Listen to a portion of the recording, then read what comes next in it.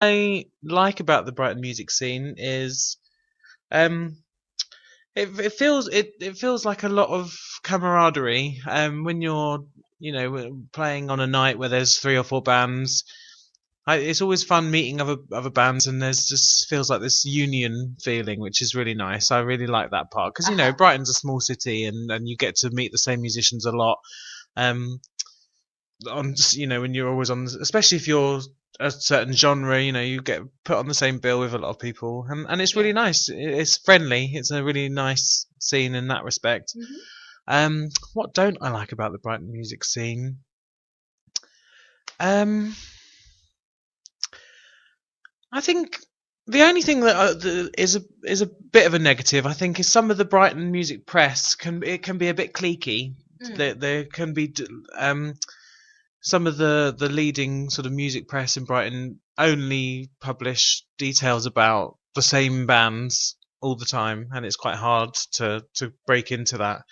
Um, which is a shame, I think, because there's a lot of bands out there that I think could use the exposure. But other than that, I think it's Brighton is fabulous for all its musical endeavours. That is true, and actually, Pete's just pointed out some of the best shows are born from chaos. Would you agree from that statement? Yeah, yeah, definitely. Chaos is always good. Maybe slightly organised chaos. I like to be quite organised. Not very rock and roll. But Cool. yeah, a bit of chaos is always good. Bit of mayhem.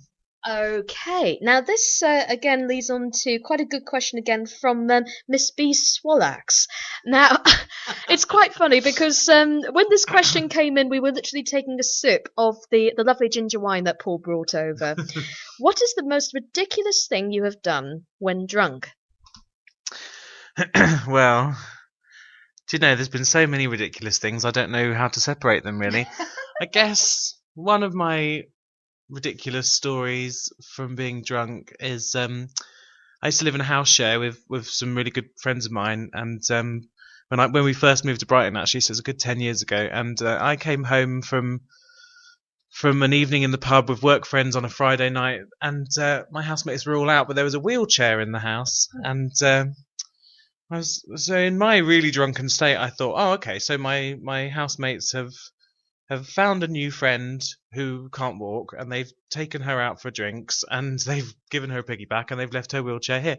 So I decided to take the wheelchair out for a spin and went down along the seafront and just drunkenly going along in the wheelchair. And then I was like, oh, I better take it back home.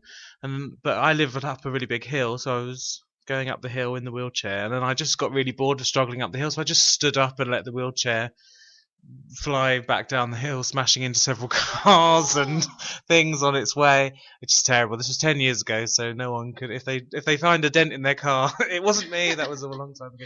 That was pretty weird. I probably shouldn't have done that. It was one of my more embarrassing drunken moments. We still laugh about that now. Yeah. Yeah, and you've got to admit though, sometimes um, the weirdest and most spontaneous creative things can happen when at least a little bit tipsy or drunk.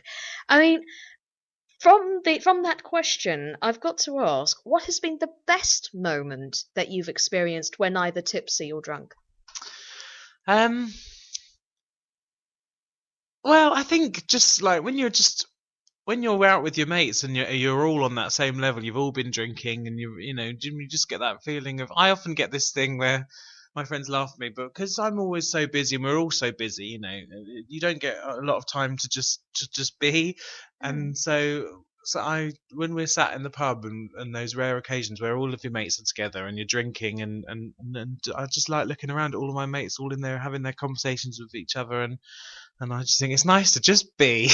I mean, it is literally that being in the moment, isn't it? Yeah, absolutely. It doesn't happen. Everyone, we're all rushing around. Everyone's got busy lives, and I mean, with things like Facebook and social media these days, you don't often get you use that as a tool to keep in touch with people, which is great, but it does make it you sort of excuse the fact that you don't actually really physically connect with people as much these days because you think, well, I've sent them a message, I've tweeted them or poked them, so I don't need to see them.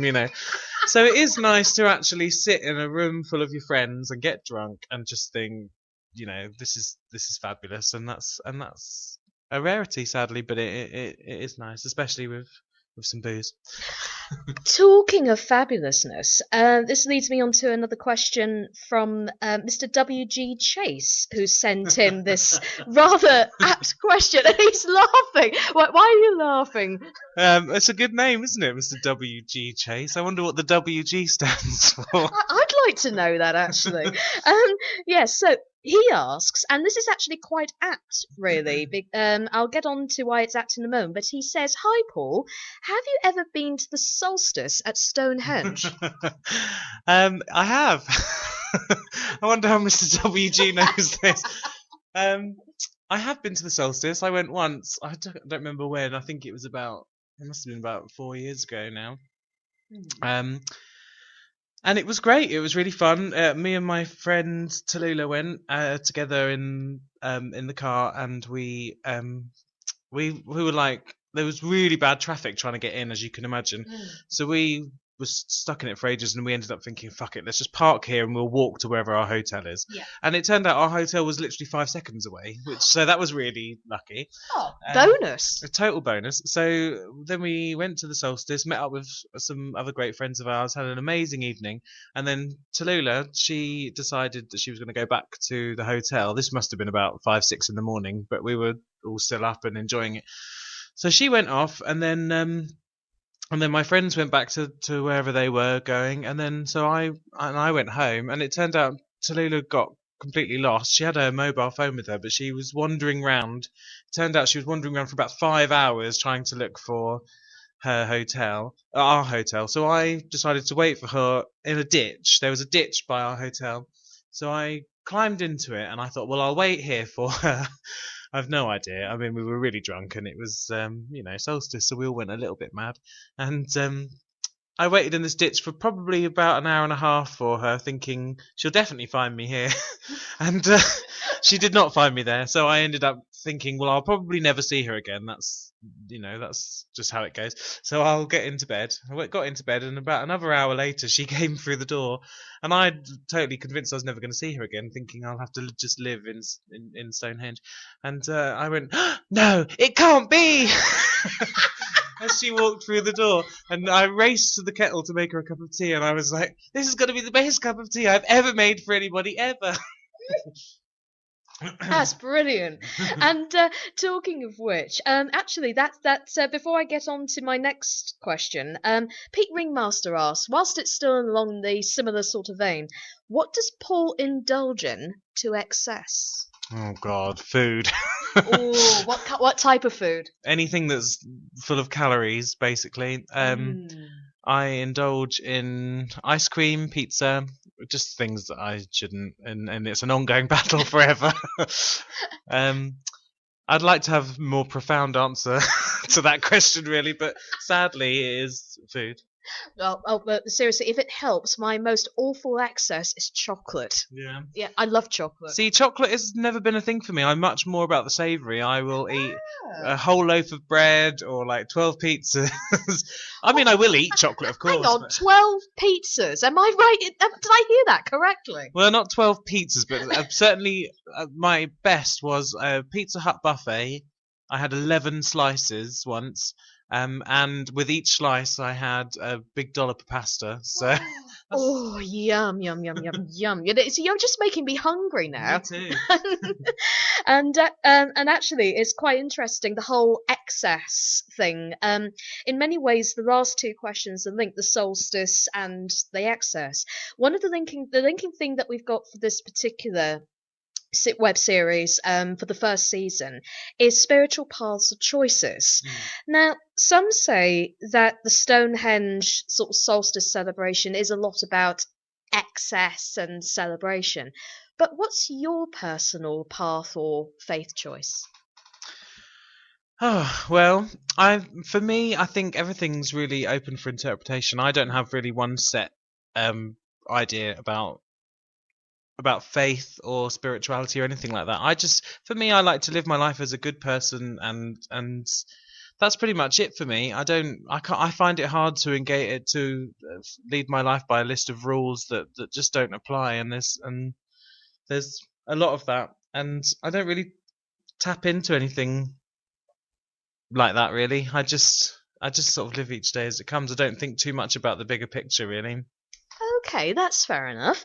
Mm. Now, it's quite interesting you say all this because, again, the whole kind of excess, the lifestyle, and it's quite interesting hearing you say something like that because it's two completely different opposites. I mean, Really? how do you balance the whole thing between the the excessive I say excessive lifestyle. You know, you say you're living in the moment and obviously the biggest indulgence is chocolate.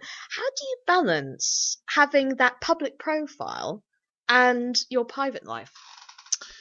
Well, I think I mean, the stage of the game that I'm at the moment, my public profile is pretty minimal, really. I mean, I've got some really great opportunities in Brighton, but outside of Brighton, really, there's not. I'm not very well known. So, like, I toured America last year, and nobody knew who I was, which is expected. I've never released any music over there, Mm. so it's not difficult at all, really. Like, I mean, me and my friends often laugh about if I get massively famous and I'm papped at walking out of Domino's Pizza for the fifth time that night, carrying home my eighth pizza. But for the moment, I don't think that's really, it's not an issue. I don't consider myself a public figure at the moment because I'm just making music and I've got a few people that like it, which is great, and I would like more people to like it, which is the plan. But at the moment, I don't think that's something I have to worry about. Okay, and actually talking of celebrity, Gina asks, "Hi there. Who is your most embarrassing celebrity crush?" Celebrity crush. Well, I don't really have any embarrassing ones at the moment. I think my first celebrity crush was Margot, the pink ballet shoe from the Shoe People. Do you remember the Shoe People? Oh, vaguely, vaguely. That rings a bell. Yeah, it was a cartoon in the 80s, and Yeah. I loved Margot. I think I fancied her, but I might have just wanted to be her. I'm not sure. Um, but other than that, I don't really have any embarrassing celebrity crushes. I'm quite happy with all if whoever my celebrity crush might be, I'm happy with. Brilliant. And from one extreme to the other, Bertha has also emailed in asking, "Hi, Mr. Diello. What is your biggest fear in life?" Well, I have a few things that I don't like, and I've imagined before putting them all together. So my biggest fear in life would be an aeroplane full of spiders being flown by Chrissy Hind. Hmm. That's that's combining all my biggest fears. Actually, another big fear is being spiked with acid. The idea of taking LSD without knowing would really freak me out. You see, that's again another sort of area that, if you ever did get to the whole celebrity status, you've always got that worry of the drink and the drugs sort Hmm. of indulgence and the excess. I mean, dare I ask, have you ever taken drugs? Well, I don't know if my parents are listening to this.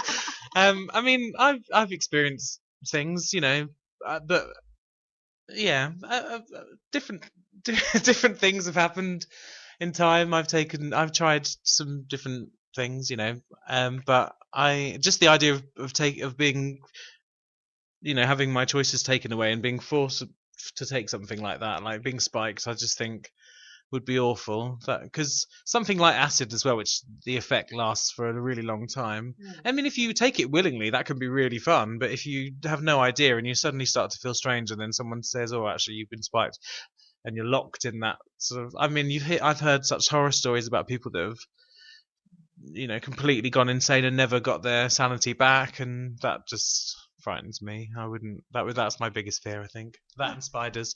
Oh, spiders! I empathise with that one. And actually, the next question is very uh, apt to what I was going to ask you next. Funnily enough, Mrs. G. Path has written in. Yeah, I mean, we're getting all these interesting names There's tonight, aren't we? some great names out there. Mrs. G. Path. Yeah. So Mrs. Path asks, "Do you think you will go back to practicing law if things do not work out in your musical career?" She apparently Willie Bevis Diplock are hiring soon. Thanks, Mrs. Path. Oh, that's good to know that Woolly Bear Diplock are hiring. No. I think.